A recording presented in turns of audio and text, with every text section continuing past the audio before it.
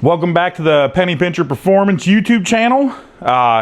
We're here for part 2 of the messed out Fairmont rehab. So in the last one we got the engine bay done, sprayed some color. It looks amazing.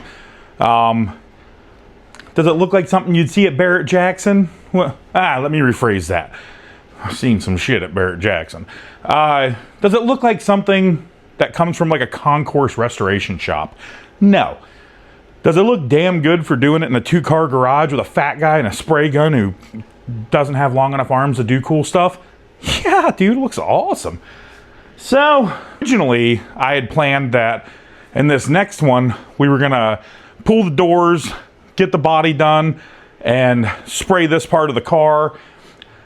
What I forgot was, I have a small garage, and I can't quite get around with this motor and transmission sitting here. So instead, what we're gonna do, we're gonna separate the motor and the transmission. We're gonna get this motor tore down a little bit, get all this nasty stuff. This motor literally, this thing looks like it was freshly pulled out of a U-Haul truck with 410,000 miles. So we're gonna change that. You can't have an engine bay that looks that good and have a motor that looks that bad. So we're gonna tear it down. Unfortunately, my engine stand is in service right now. I got a buddy's motor over there.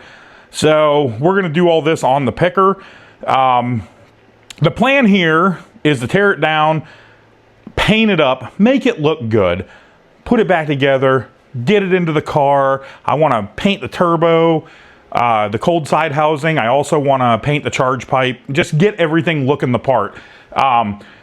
Now, I had planned to do a whole bunch of weird stuff with this. Not weird, but I had planned to do a whole bunch of stuff like put an intercooler on it and change the turbo and blah, blah. But where's the fun in that? How do we know if we're gonna make it faster if we don't know how fast it was in its current form? Not sure on the health of the transmission, not sure on the health of the motor, but we'll get that shit back in there and find out. There's only one way to find out how good this stuff is, and that's to get it all slammed in there and go beat the hell out of this thing on the draggy and see what it does. So that is the plan. This thing is rough, and it needs this. So sit back, chill out, crack you a can of something, and watch me take junk and make it look prettier. You don't have to have the leading best stuff to have a car that looks good and performs well. Now, granted, we're not making no 390 small tire out of this car, anything like that. But you can take what you have. I'm a huge advocate of working with what you have, and this is what we have.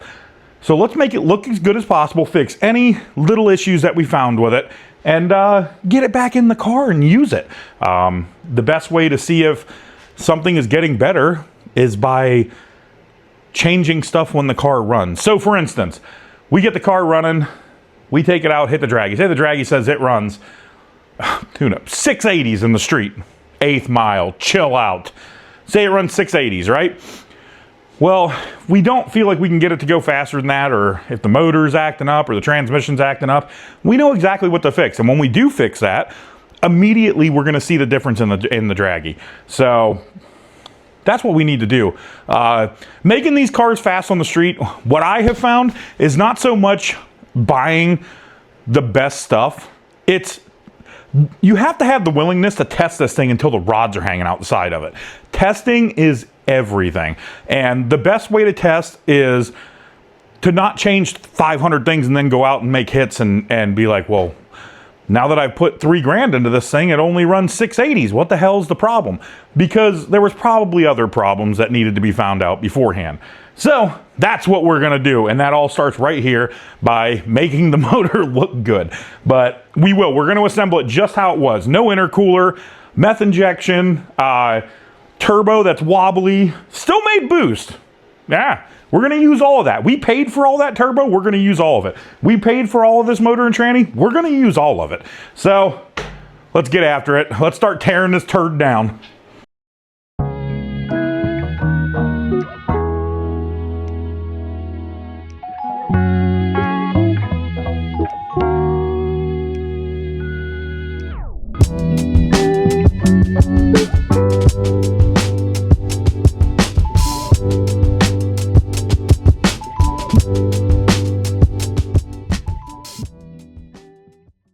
first status update of this. So I pulled the transmission off the motor. The flex plate, destroyed. As you can see there, looks like it's weeble wobble shaked it. And it killed the holes. So, luckily this came with another flex plate. Jerry threw in an SFI rated flex plate with this. I don't know. Either he knew that was like that, or he is just Magic Mike. You know what I mean? So, next problem. I pulled the torque converter out. As you can see there, the fluid. It's dark. It is real dark. It's got some pieces in it. I'm going to guess this transmission is ready for a full-blown rebuild. This thing probably slipping like a set of single mom tires on the snowstorm before tax season hits. So we're going to look into that. Then my buddy, he has he thinks he has a torque converter for a Glide. And this one, boy, I don't know. See them little arms coming off that thing? Supposed to hold this thing together? I do not know. Somebody just welding shit onto this thing. Good news, though. Found that it's a 30 spline. So it's upgraded input shaft. Be considered 400 splined. So that's a plus. I'm hoping that we can just get away with putting some clutches in this thing. And it be good to go. But that ain't going to stop us. What we are going to do, we're going to get this motor all done up, because I ain't fixing shit on this motor. When this motor gives up the ghost, it's getting a 6-liter. I'm not being nice to this thing. So we're going to get this all cleaned up, painted up, put back in the car. We'll have to put the turbo kit back on so it helps hold it, so that the rear of the valve covers. Because, like, if you don't have your transmission in there and nothing holding it, it, like, moves this way. It kind of leans over. You know what I mean? Getting that lean. And we don't want it touching the firewall and scrubbing shit up. So we got to get it on, get the turbo kit back on. But first, we got to make this look like it belongs in there. And today, I'm going to show y'all, just because you got junk and it's dirty and looks stupid, you know, you can make it right. It can go in there. It can go in and look like it belongs. It can look the part, you know. So let's, I guess let's get to cleaning this dirty old girl. See what we come up with. So we're just about wrapped up on cleaning this old turd. I'll walk you through what I do here. So in the wintertime, I do it a totally different way. And I'll start with what I would do in the summertime. That would be take it outside, hose it down with the pressure washer, and let me grab my favorite product. What I normally do, spray it down with LA's Totally Awesome. This stuff is exactly what the name says. This stuff eats through grease. This can't be good for you. I'm probably going to have 5 eyeballs and 7 arms. Look like Goro from Mortal Kombat at some point just because of this stuff. I use so much of this. But this is $1.25 at the Dollar Tree, and it is probably one of the best at-home engine degreasers I've ever used in my life. So what I would do in the summertime, spray it down, let it sit in the sun for about 10 minutes. Then spray it down again, fire up the pressure washer, and go to absolute town on this thing. Just, you know what I mean? Mowing it over. But, unfortunately, it is -3 degrees outside. We can't be doing that. So, in the wintertime, I change it up completely. I'm just kidding. I spray it down.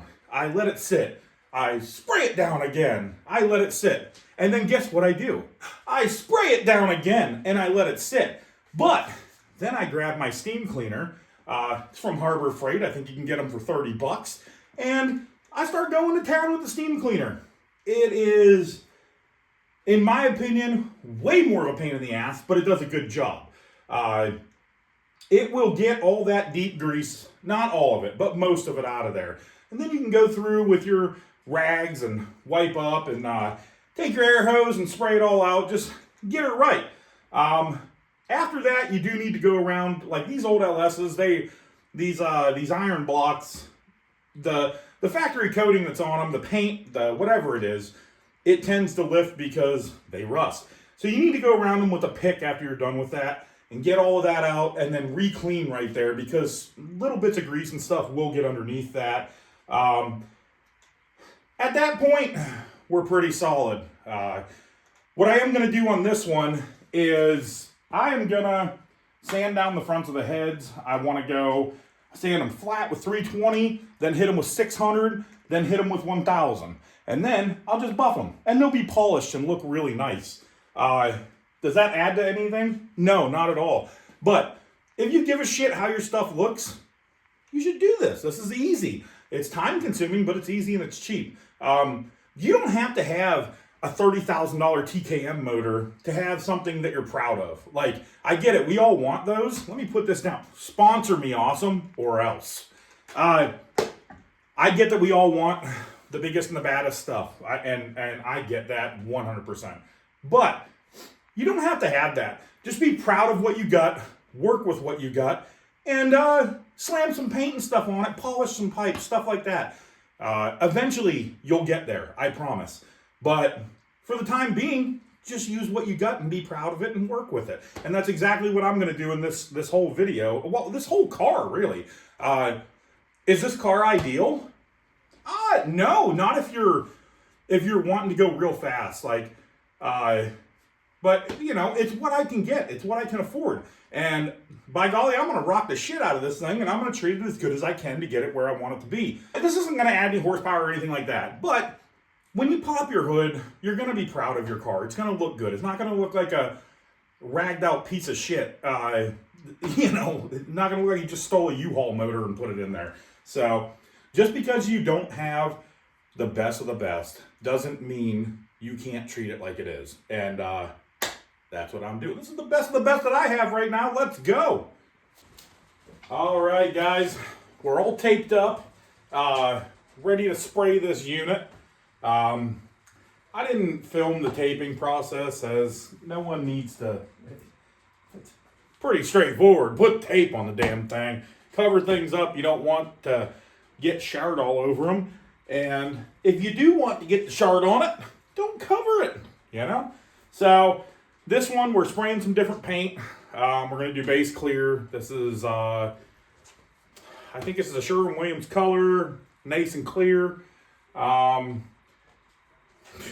Nothing out of the normal here. I'll throw you guys on a time lapse, and we'll get this old shit box painted up and looking a little bit better. And I'll probably bring you guys back in after the time lapse when we're putting it in the back into the car to get it out of the way. So hang tight.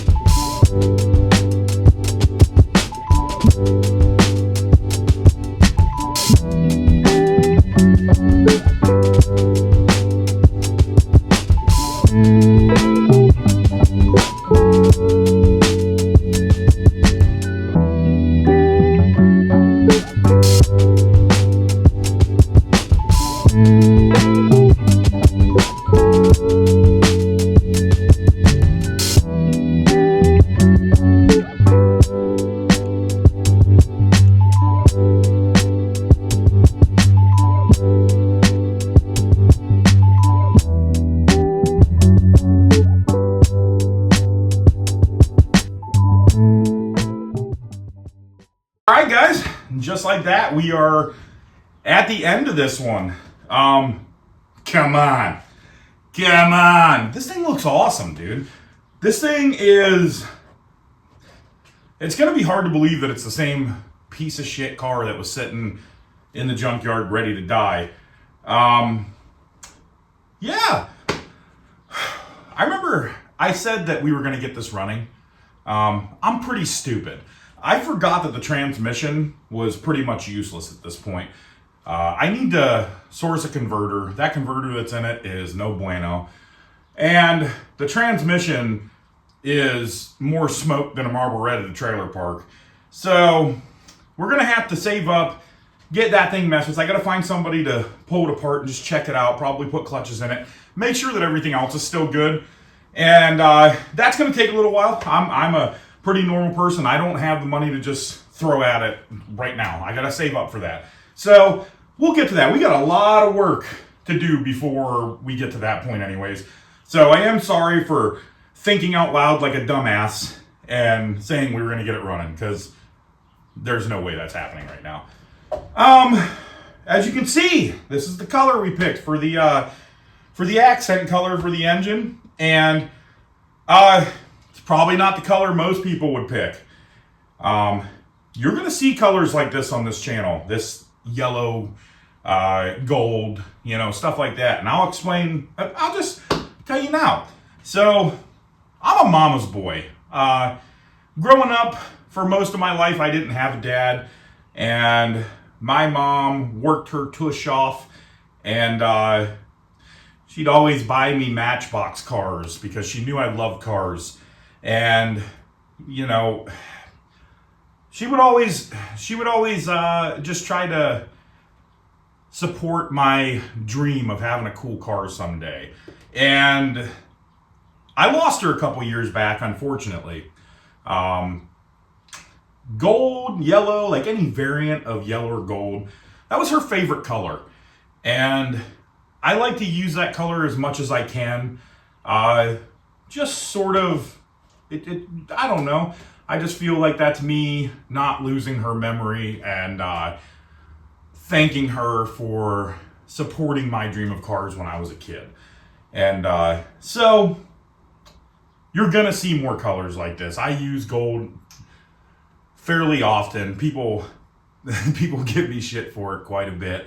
But, you know, there's a reason for it. And if you don't like the color, I get it. But I do. And I love the meaning behind it. And I love my mama. And so we're going to keep using these colors. Now, I don't normally go real crazy with it like this and put a bunch in. I'll just do, you know, cool little things here and there.